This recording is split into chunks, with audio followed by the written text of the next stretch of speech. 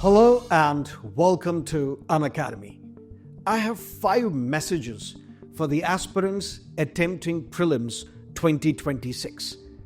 I'm also aware that an overwhelming majority of the students who are watching this video are here just to get an update of our upcoming Conquer Prelims 2026 initiative.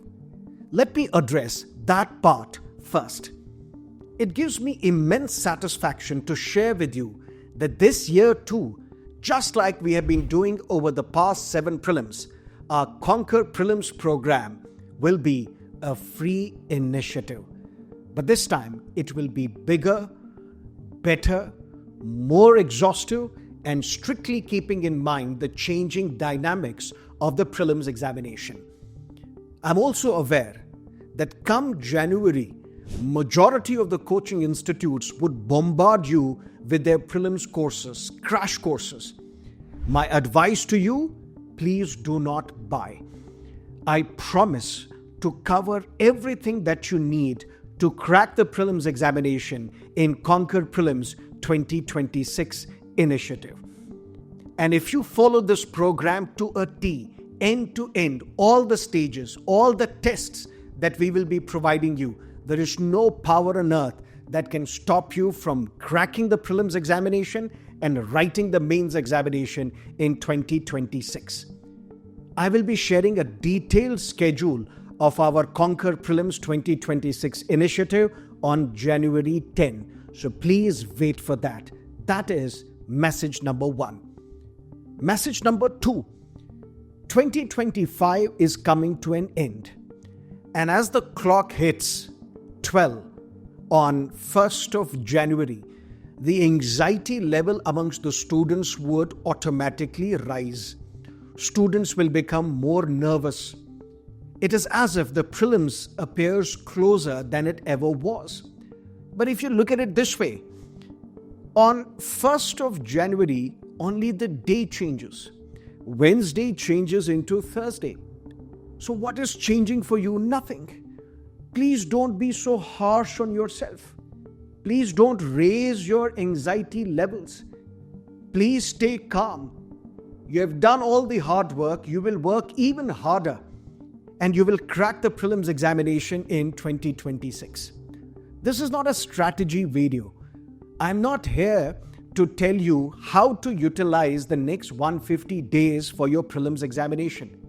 I'm not going to share a strategy which you need to execute, otherwise you need to exit the preparation.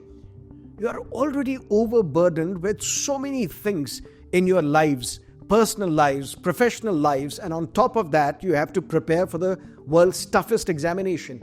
Please don't be harsh on yourself.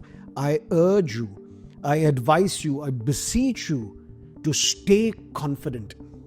But yes, there is a thin line separating confidence and overconfidence.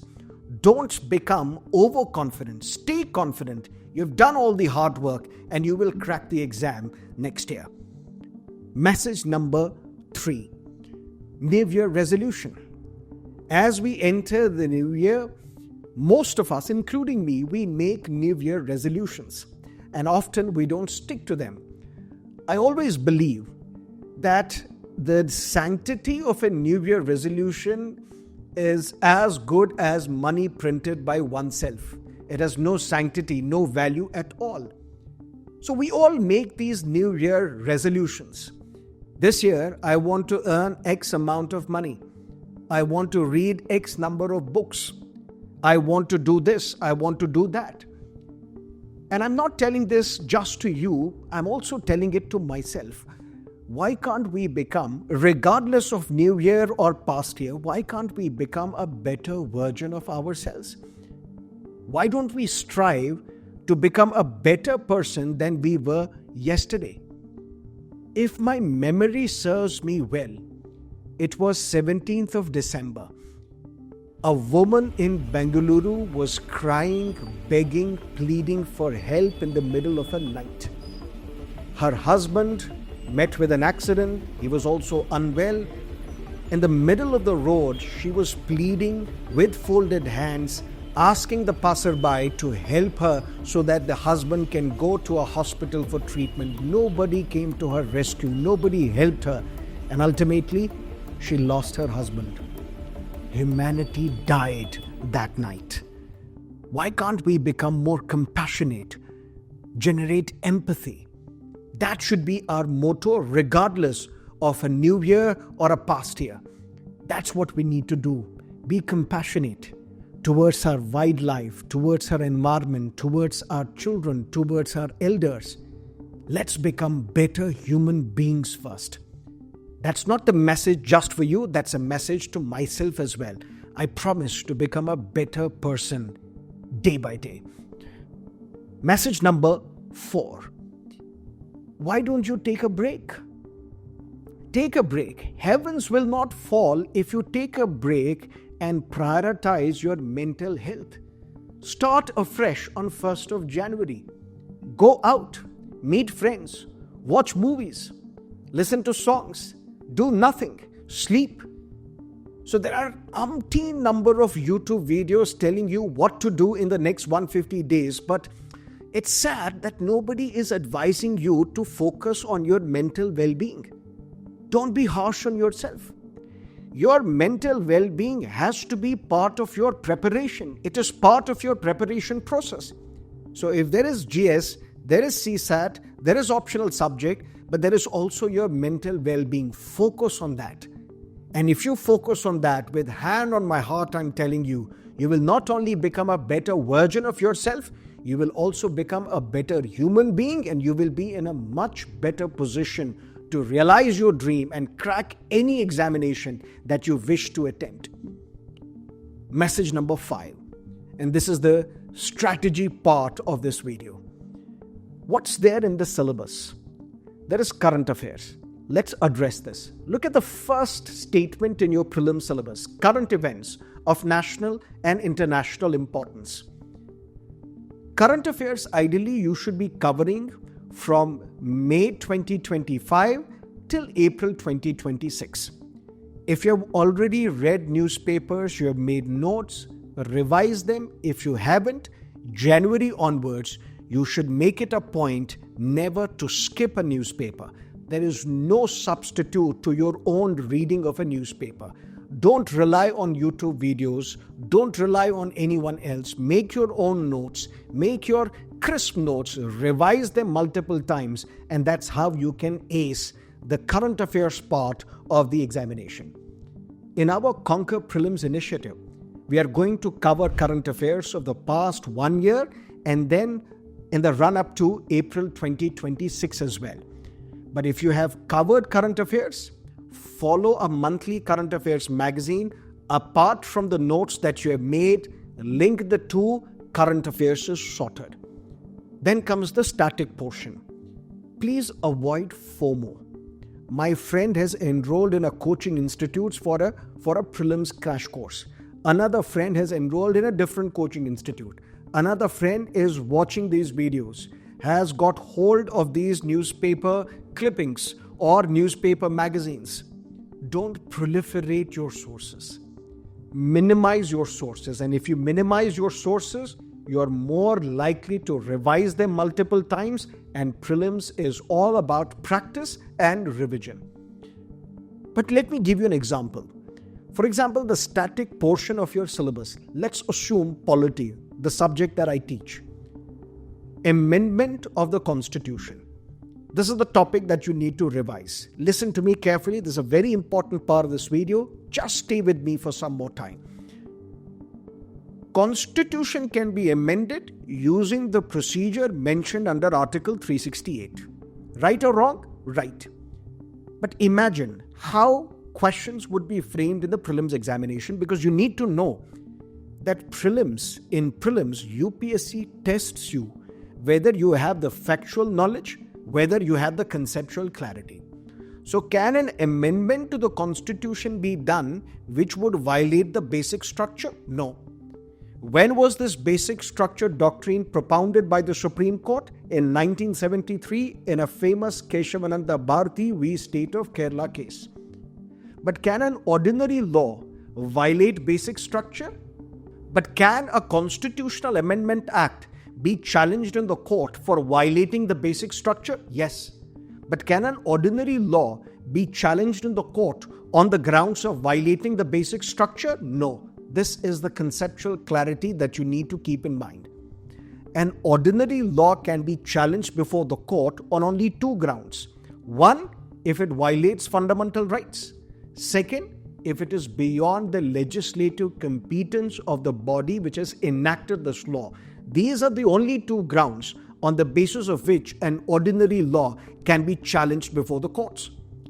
But how can the Parliament amend the Constitution? For that, the procedure is mentioned under Article 368. So there is a bill called Constitutional Amendment Bill.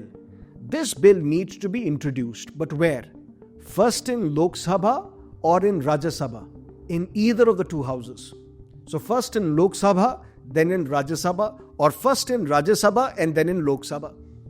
Can this constitutional amendment bill be introduced only by a minister? No. It can be introduced by a minister. It can be introduced by a private member as well, a non-minister as well. And the prior recommendation of the president is not necessary. For example, we need prior recommendation of the president when a bill is introduced in the parliament under Article 3. We need a prior approval of the president to introduce a money bill or a financial bill in the Lok Sabha. But to introduce a constitutional amendment bill, we do not need prior approval of the president. So long story short, a constitutional amendment bill can be introduced in either of the two houses by a minister or a private member. There is no prior approval of the president necessary. And this constitutional amendment bill needs to be passed by both houses of the parliament by special majority. And what is that special majority? Majority of the total membership of the house, which is absolute majority, plus 2/3 of the members present and voting. What if there is a deadlock?